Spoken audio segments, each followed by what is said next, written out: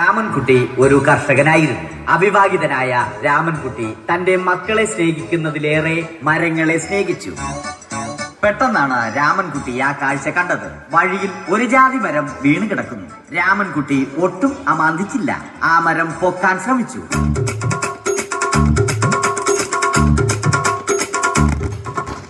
നടക്കുന്നില്ല. പിന്നെയും പിന്നെയും പൊക്കാൻ ശ്രമിച്ചു.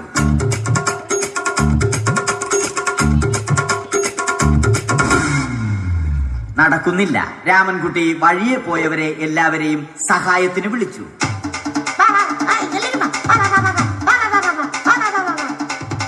ആരും വന്നില്ല. അവസാനം കുടുംബശ്രീ യൂണിറ്റിൽ തൊഴിലുറപ്പിന് പോകുന്ന പെണ്ണുങ്ങളെ സഹായത്തിന് വിളിച്ചു.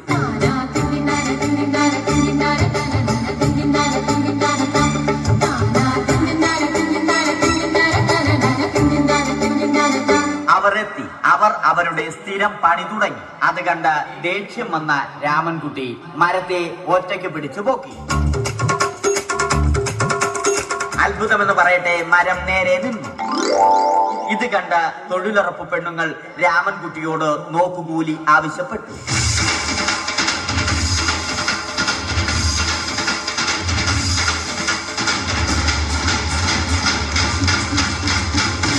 പോക്കറ്റില്ലാത്ത ബനിയൻ ധരിച്ച രാമൻകുട്ടിയുടെ പോക്കറ്റ് വരെ കീറിയിട്ടാണ് പെണ്ണുങ്ങൾ പോയത്.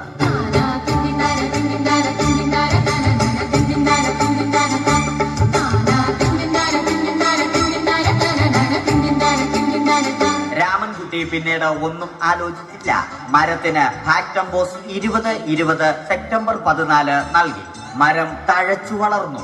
ഇത് കണ്ട് രാമൻകുട്ടിക്ക് സന്തോഷം വന്നു. സന്തോഷം വന്നാലും ദുഃഖം വന്നാലും രാമൻകുട്ടിക്ക് മരത്തിനു ചുറ്റും ഡാൻസ് കളിക്കുക എന്നുള്ളത് രാമൻകുട്ടിയുടെ മാസ്റ്റർ പീസ് ആയിരുന്നു. ആ മാസ്റ്റർ പീസ് രാമൻകുട്ടി ഇവിടെയും എടുത്തു.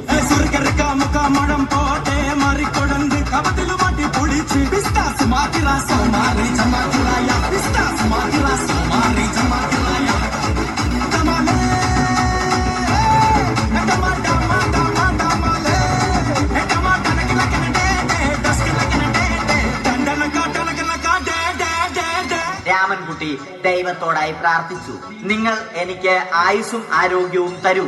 ഞാൻ മരങ്ങളെ സംരക്ഷിച്ചു കൊള്ളാം. കാരണം മരം ഒരു വരമാണ്. അവന്റെ പ്രാർത്ഥന ദൈവം കേട്ടു. ആ മാവിൽ നിന്നും വീണ തേങ്ങ രാമൻകുട്ടി മോങ്ങാതെ ഇരുന്നു തിന്നു.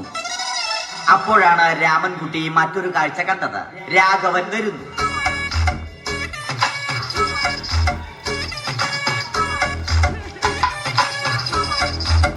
മരം മുറിക്കൽ ഹോബിയാക്കിയ, അതിലുപരി ജോലിയാക്കിയ രാഘവൻ മരങ്ങളുടെ ശത്രുവല്ലേ. മരങ്ങൾ മുറിച്ച് ഫർണിച്ചർ പണിയുന്നത് തെറ്റൽ. അവനെ ഇതിൽ നിന്നും പിന്തിരിപ്പിക്കണം. അവർ തമ്മിൽ ഒന്നും രണ്ടും പറഞ്ഞു. സംസാരം മൂത്ത് വാക്കേറ്റമായി. അത് പിന്നെ അടിയിൽ കലാശിച്ചു.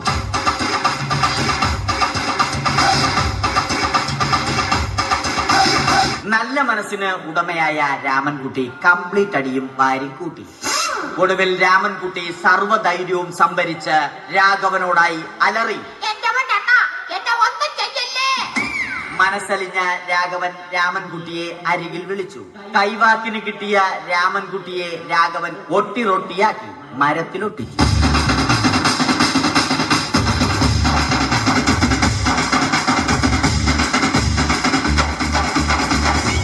ഇന്നത്തെ പണി കഴിഞ്ഞ രാഘവൻ സംതൃപ്തിയോടെ വീട്ടിലേക്ക് മടങ്ങി. തനിക്ക് തല്ല് കിട്ടിയാലും മരത്തെ രക്ഷിക്കാൻ പറ്റിയ സന്തോഷത്താൽ രാമൻകുട്ടി മരത്തെ കെട്ടിപ്പിടിച്ച് പൊട്ടി പൊട്ടി കരഞ്ഞു.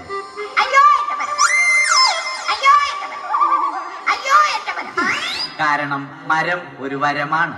കെട്ടിപ്പിടിക്കൽ ഏറ്റുവാങ്ങിയ മരം നാണം കൊണ്ട് ചില്ലകൾ താഴ്ത്തി. മരത്തെ രക്ഷിച്ച ക്ഷീണത്തിൽ രാമൻകുട്ടി മരച്ചുവട്ടിലിരുന്ന് ഉറങ്ങിപ്പോയി. പെട്ടെന്നാണ് അത് സംഭവിച്ചത്. പ്രകൃതി അതിന്റെ തനി കോണം കാണിച്ചു തുടങ്ങി. മഴയും കാറ്റും ഇടിയും വന്നു. അതോടൊപ്പം കോളും വന്നു. കോളെടുത്ത് രാമൻകുട്ടി പറഞ്ഞു. കോൾ കട്ടായി. രാമൻകുട്ടി ദൈവത്തോടായി പറഞ്ഞു. കാറ്റും മഴയും അതൊന്നും ചെവിക്കൊണ്ടില്ല. രാമൻകുട്ടിയുടെ മരം ആടി ഉലഞ്ഞു. രാമൻകുട്ടി ദൈവത്തോടായി വീണ്ടും പറഞ്ഞു, മരം ഒരു വരമാണ്, മരത്തെ ഒന്നും ചെയ്യരുത്. വരം കിട്ടിയതുപോലെ രാമൻകുട്ടി തന്റെ ചൂണ്ടുവിരൽ കൊണ്ട് മരത്തെ താങ്ങി നിർത്തി. ചൂണ്ടുവിരൽ വളഞ്ഞ് ചൂണ്ട പോലെയായി. ഇനി മീൻ പിടിക്കാൻ കൊള്ളാം.